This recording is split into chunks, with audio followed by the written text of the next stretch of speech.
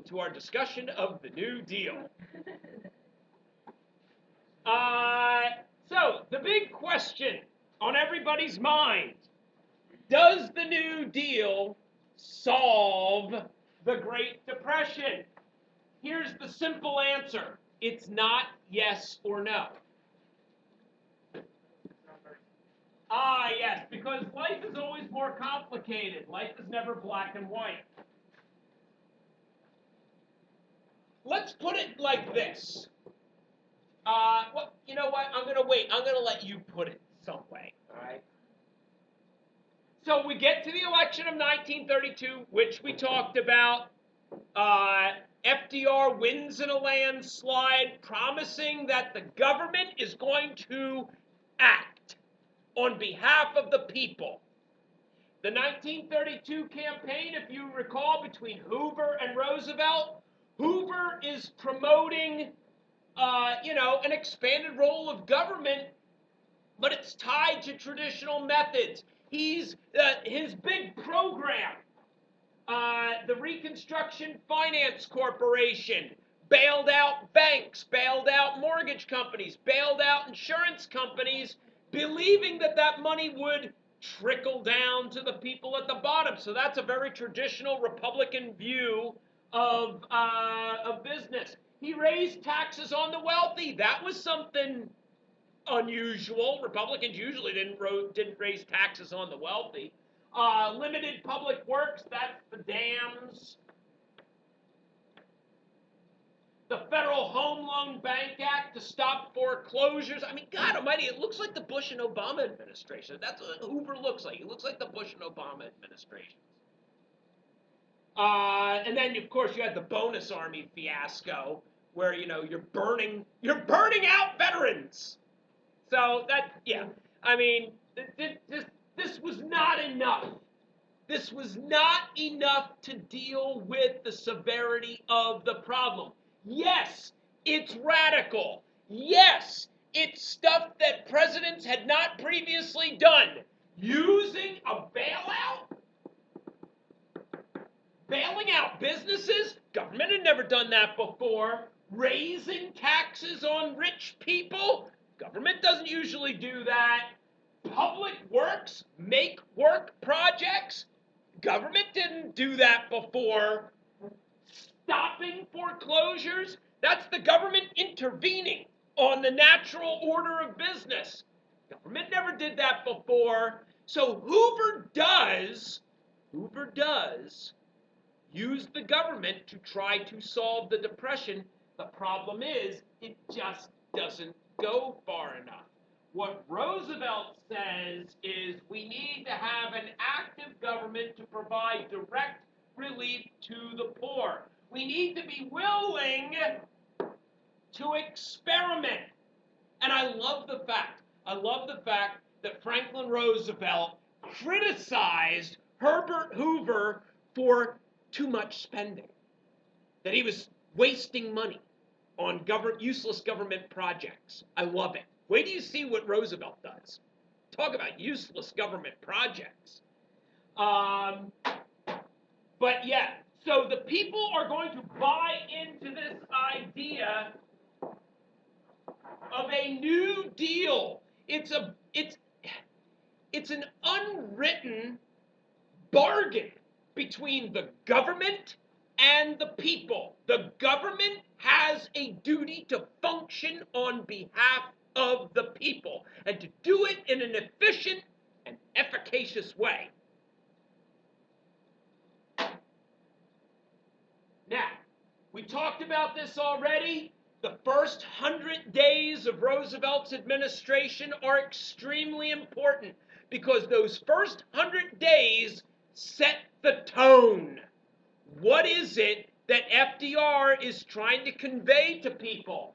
He wants to stop the fear, so it addresses the psychology of the Depression. And remember, the Depression is as much psychological as it is economic.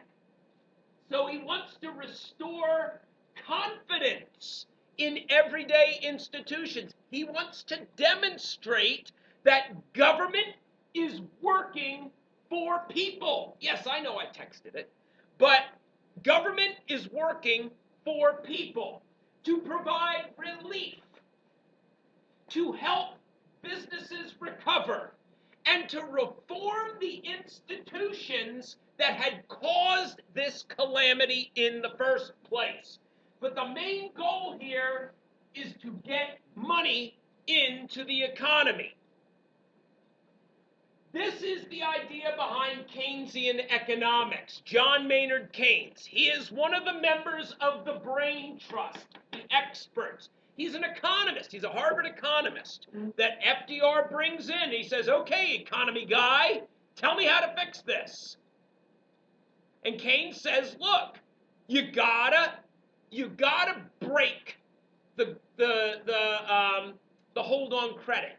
We have got to get money into the economy, like getting gasoline into an engine in order to start it up. You got to get some money into the economy in order to prime the economy. You need to artificially get money into the economy. When people have money in their pockets, they spend it. And when they spend it, it creates demand. Demand creates jobs. Jobs create more paychecks. And that's how you get out of the depression. But you've got to get money into the pockets of the average person, not just the rich. So relying on these experts like Keynes, being willing to spend money we don't have, deficit spending. We may need to go into debt in order to recover. Retreat 1 to move ahead 2. You need to sometimes be willing to do that. But if it gets money in circulation, then so be it. And we need to get the opinions of the people. And since FDR is wheelchair bound, by the way, nobody knew that. That was one of the best kept secrets ever, ever, ever. There are only 2 pictures in existence of FDR in a wheelchair. It was such a controlled state secret. You didn't have TV back then. I mean, what were they going to... The Secret Service went to great lengths. They had advance teams that went wherever the president was going to go, and they would build ramps so his car could just drive up on the ramp. The podium would be right there. All he would have to do is open the door, swing his legs out, pull himself up to the podium, and start speaking. And he was standing up. But he was standing up using these thick steel braces that would hold his legs up. And if you saw him walking, he had his 2 sons on either side of him. He always looked like he always looked chummy. He always had his arms around people. FDR always had his arms around people. Hey, my buddy here, my buddy, and always laughing and always laughing. They were holding him up. It was all smoke and mirrors to convey. Can you imagine America crippled by depression electing a crippled man? America doesn't do it. He needed to convince the American people that he was normal.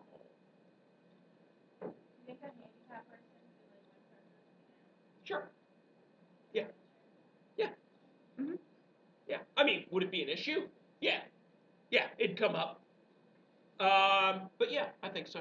I really do think that today we've really gotten beyond a lot of the things that are barriers to elections. Yeah, government is still dominated by old white guys, but that is changing. It's not an old white guys club anymore.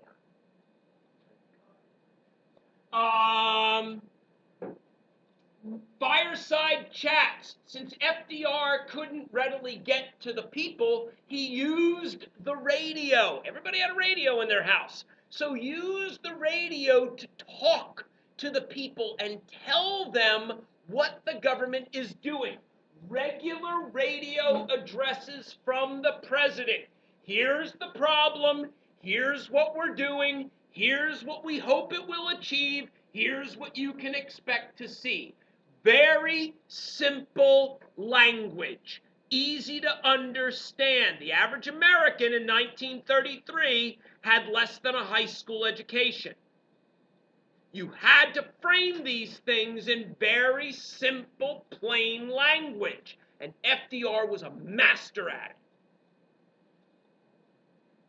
And then the idea of these alphabet soup agencies.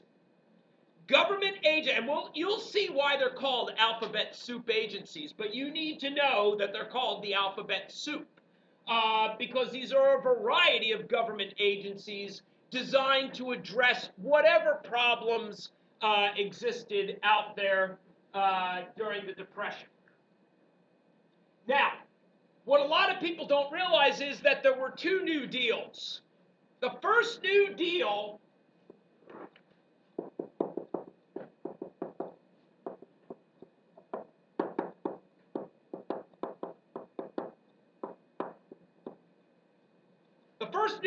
was done within the first 100 days.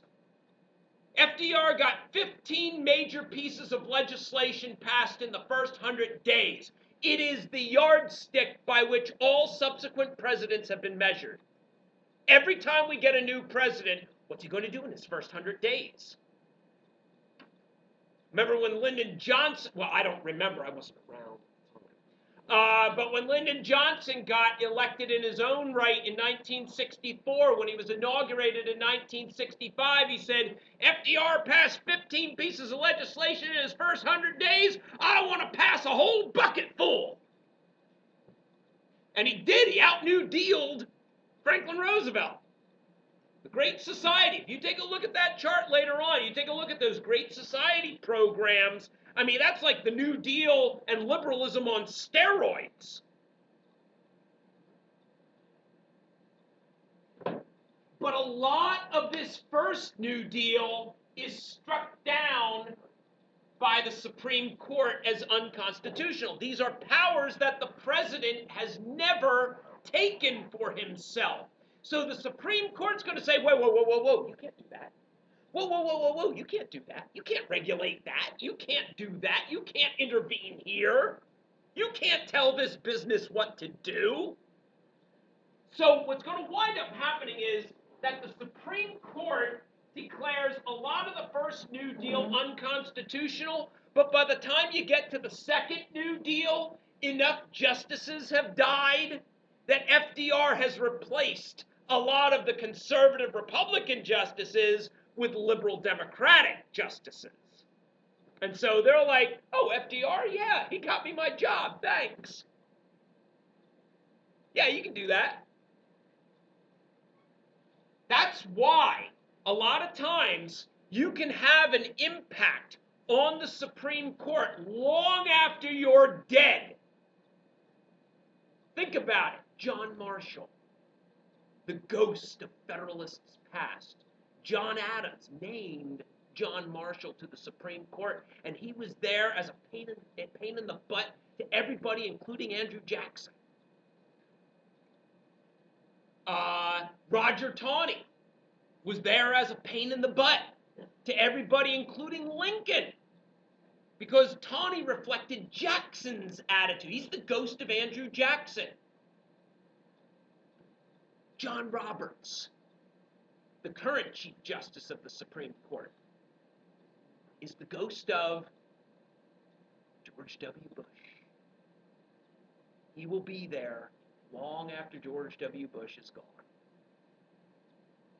And the Supreme Court you're currently dealing with today, 5 conservative justices, 4 liberal justices, that is the legacy of Ronald Reagan.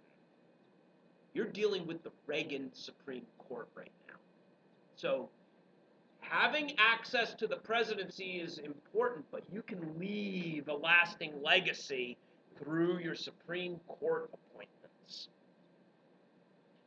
That's what a lot of Democrats right now are like, they're like, dear God, you've got like, Ruth Bader Ginsburg, she's 81 years old, she's got freaking pancreatic cancer. Well, just get off the court so we can name somebody young. lest you get a Republican in office in the next 3 years who's going to name another conservative justice, and then you're going to wind up having a 6-3 Supreme Court. So there's a lot of calculus that goes into Supreme Court nominees. But the question became, does the executive branch exercise too much broad power in the New Deal? And as a result, you're going to see a lot of critics of FDR emerge. The president's doing this, the president's doing that, he's using too much executive power. He's not using enough executive power. Some people thought FDR wasn't going far enough. He should take more drastic measures in hand. Maybe take money from the rich and redistribute it to the poor forcibly. What's that? Huh? That's communism. Communism was a viable alternative. In the 1930s, there were those who dabbled in that. Sure, take money from the rich, give it to the poor. Yeah, guarantee everybody an income. Yeah, that was an idea. That was a popular idea too. That's like Robin Hood. Yes, that's Robin Hood is the first communist. That's right. There you go. The first thing that FDR is going to deal with is banking, because that's where the money comes from. So that becomes priority number one. Fix banking. He declares a bank holiday. All banks nationwide are required to shut their doors. Everybody, every bank closes. The government is then going to go into those banks, inspect them, and only allow those banks that are sound to reopen. Any bank that does not pass inspection doesn't reopen. So that way, only the banks that have a legitimate means of functioning are going to be allowed to reopen. Guys, how many banks did they close? Come on, think with your cynical brain. How many banks did they close? None. None. No. When the government tells you that we're going to close these banks so we can inspect them, what does that convey? Confidence. That's the goal, confidence. See, this is at a time when people actually believe the government. They believe what the government told them. So people say, well, if the bank is reopening, then the government has given it a clean bill of health. I mean, how are you supposed to inspect all these banks in 4 days? That's how long the bank holiday was, 4 days. When the banks reopen, FDR passes a bill. It's the first piece of legislation out of the New Deal. It's called the Glass-Steagall Act. And what it did was, remember those mortgage or those brokerage houses that were giving out loans to allow people to buy stock on margin? That's what's called today an investment bank. What the Glass-Steagall Act did was it built a wall between brokerage houses or investment banks and private savings banks. So if you put your money in a bank, if you put your money in a savings bank, the bank couldn't then take that money and give it out to some risky margin stock buying venture. If you wanted to do a margin buying thing, you could do that through the investment bank, but they weren't touching your savings. There is a wall between investment banks that do a lot of risky stuff and savings banks that are very safe. Make sense? I mean, that just makes common sense, right? Right. Yeah, that's why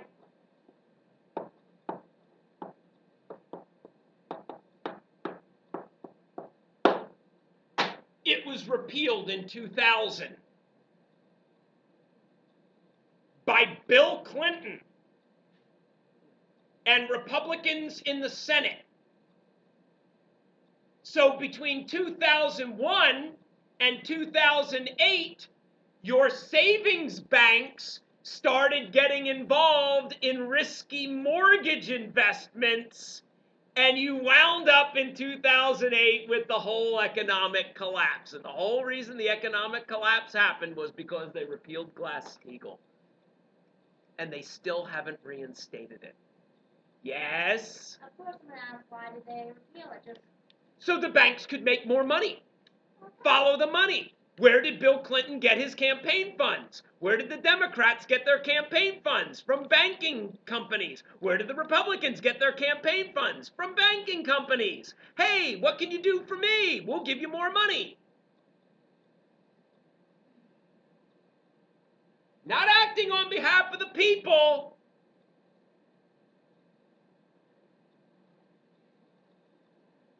Anyway. Anybody ever see the HBO movie Too Big to Fail? No, of course not. It's a history-based movie.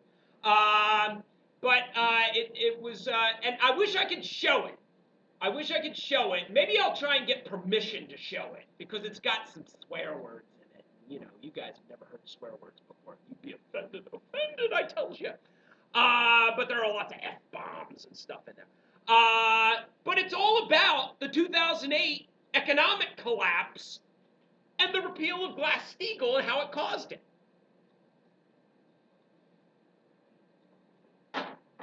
Anyway, but and by the way, you know, everybody always talks about the 2008 economic collapse being the worst economic calamity since the Great Depression, which we still have not fully recovered from. Did you notice how you didn't have an economic calamity between 1932 and 2008? Because there were things in place to prevent it. Now, those things are gone. Keep playing your PS3 or your Xbox. Keep doing that. Bread and circuses, people. Bread and circuses. Keep going shopping. Keep playing with your Facebook or whatever you people do, your Instagram or whatever that stuff is. Don't pay attention to what's going on over there. Glass-Steagall creates the FDIC, the Federal Deposit Insurance Corporation. When you put your money in a bank, even if that bank closes, you get your money. It restores confidence in banking so that people will take their money out from under their mattresses and put it in a bank. So that way the bank can then take that money and loan it out for mortgages and school loans and home loans and business loans and payroll and all this other stuff to get money in circulation. Oh, they could do it with the Glass-Steagall Act because the private bank will loan out a mortgage. The private bank will loan out an auto loan, just not an investment. Investment bank is risky. That's a riskier thing. You're making bigger gambles with investment and brokerage houses. That's why there was a wall between them. But home loan, car loan, school loan, nah, that comes through a savings bank. That's Bank of America. The Securities and Exchange Commission, a stock market police, essentially, to monitor the stock market, to make sure that everything is above board, to make sure that nobody has any undue or illegal information. Anybody remember Martha Stewart? Is she still walking around with an ankle bracelet on, making her cookies? Anybody know what happened to her? She went to prison. Why? Insider trading, that's right. She knew the boss of a company that she had an investment in. The boss told her that the company was going to go south, She sold off her stock before everybody else. She had illegal information. That's against the law. That comes from the SEC. That comes from Franklin Roosevelt.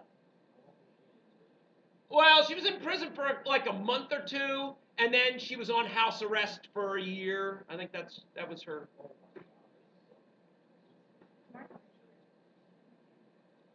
Oh, and by the way, just as a little piece of trivia, the guy who was tapped to head the Securities and Exchange Commission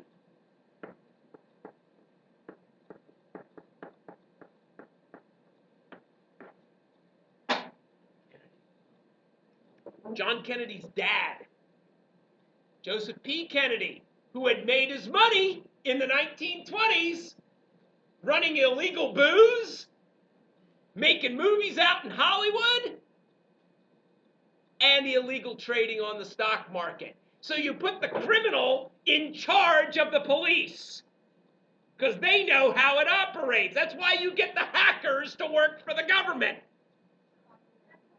Huh? Yeah, exactly.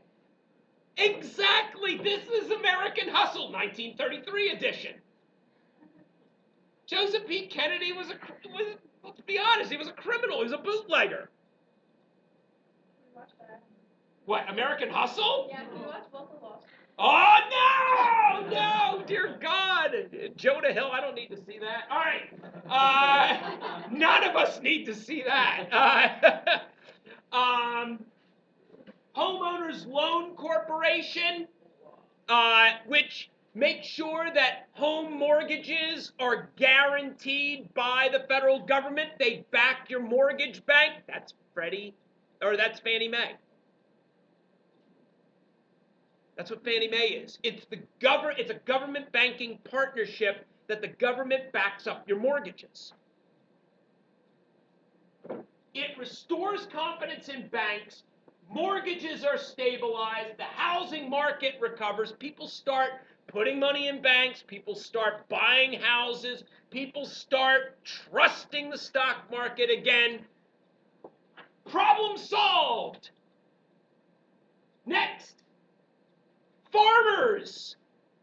Remember during the 1920s, farmers had wanted subsidies from the federal government, the McNary-Haugen Farm Aid Bill. What did Calvin Coolidge tell them?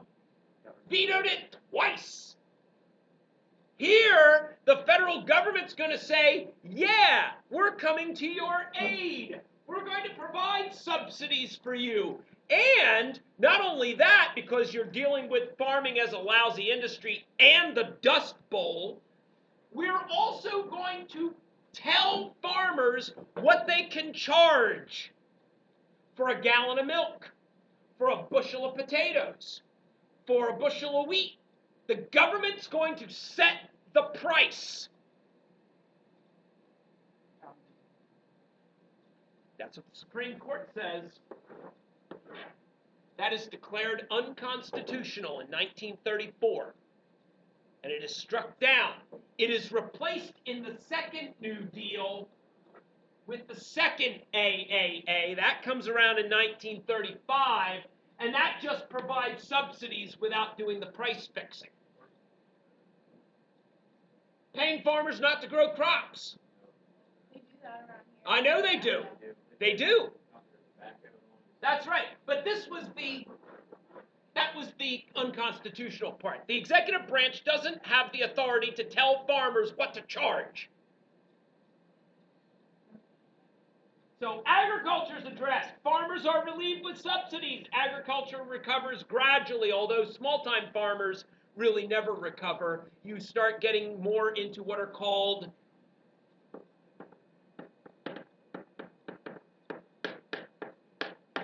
agribusinesses. Most agriculture today is controlled not by small farmers, but by large agricultural monopolies like Monsanto.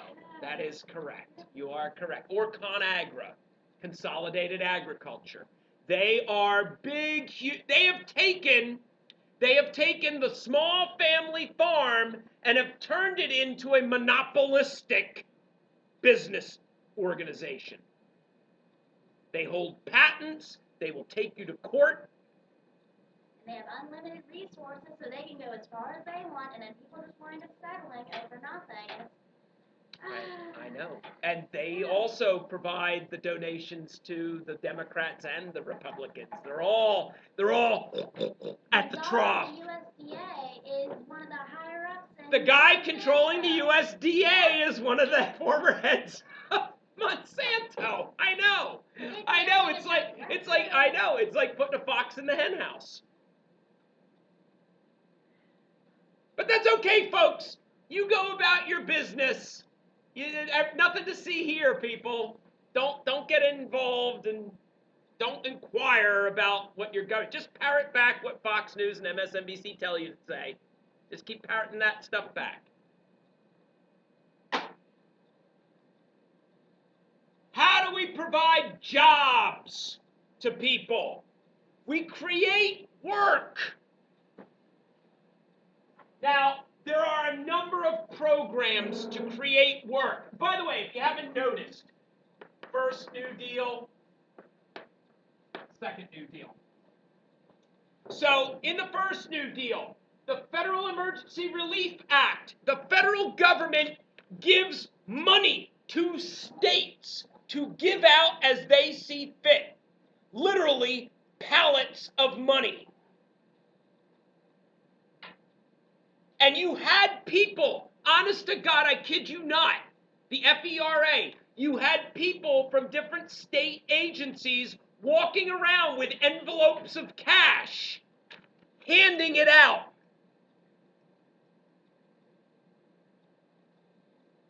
For nothing. You don't think that people at the state level that are controlled still by political machines aren't taking some of that money and pocketing them? There is so much corruption associated with that. Darn tootin'. The CWA and the PWA, what they do, the civilian works and the public works, is they make what are called temporary make-work projects. Hey, you guys, you want to get a job? Okay, tomorrow I want you to show up, and we're going to have you dig a ditch over there.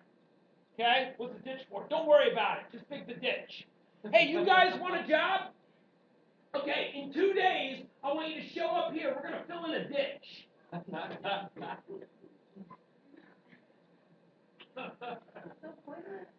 It's what's called a boondoggle.